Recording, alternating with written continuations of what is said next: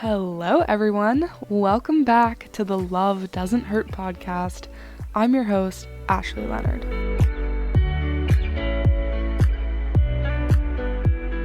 So today's episode will continue the series of types of abuse seen in domestic violence situations. Financial abuse is defined as a form of abuse when one intimate partner has control over the other partner's access to economic resources, which diminishes the victim's capacity to support themselves and forces them to depend on the perpetrator financially. Here are a few examples of what financial abuse can look like. Giving you an allowance and monitoring what you purchase. Preventing you from working. Limiting the hours that you work or getting you fired. Living in your home but refusing to work or contribute to the household. And an abuser spending money on themselves, but preventing you from doing the same. These are, of course, only a few examples. Financial abuse is often coupled with another type of abuse, such as verbal, physical, or emotional abuse, in order to further control a victim and attempt to prevent the victim from leaving the relationship.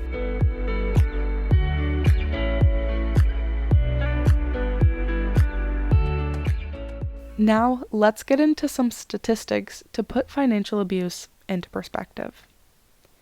25 to 50% of domestic violence victims have lost their job due to the abuse they were suffering. 35 to 56% of victims of domestic violence are harassed at work by their partners.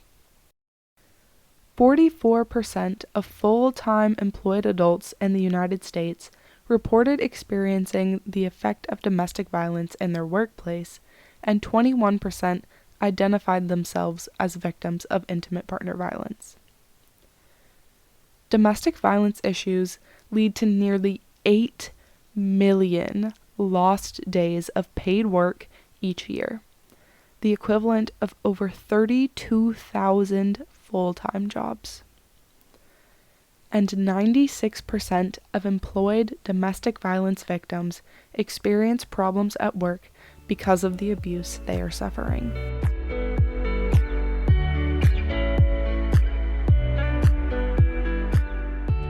I have seen firsthand how financial abuse can be used to create fear in victims of domestic violence. Not knowing if you will be able to survive leaving an abuser due to financial constraints is terrifying, and often leaves victims feeling trapped in their current circumstances. Financial abuse is one of the largest reasons supporting domestic violence shelters is incredibly important. These shelters provide free, safe housing and meals for survivors so they don't feel like they need to return to an abusive relationship for financial stability. I will provide a link in the podcast description to Friend, a domestic violence shelter that is local to me, if you would like to donate.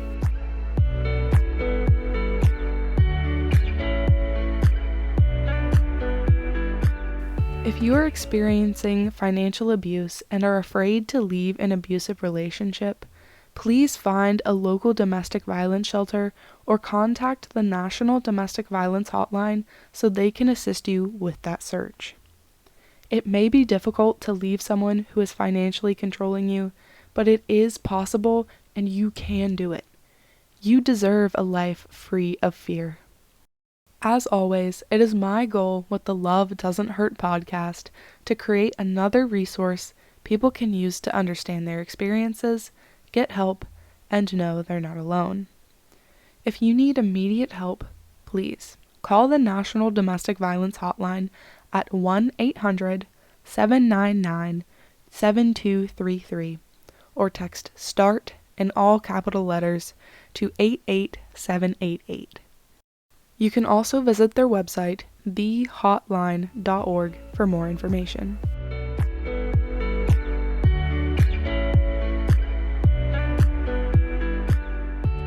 If you enjoyed this episode or learned something new, please be sure to subscribe so you never miss a new episode. If you would like to support the podcast, I would really appreciate you giving it a 5-star rating wherever you listen.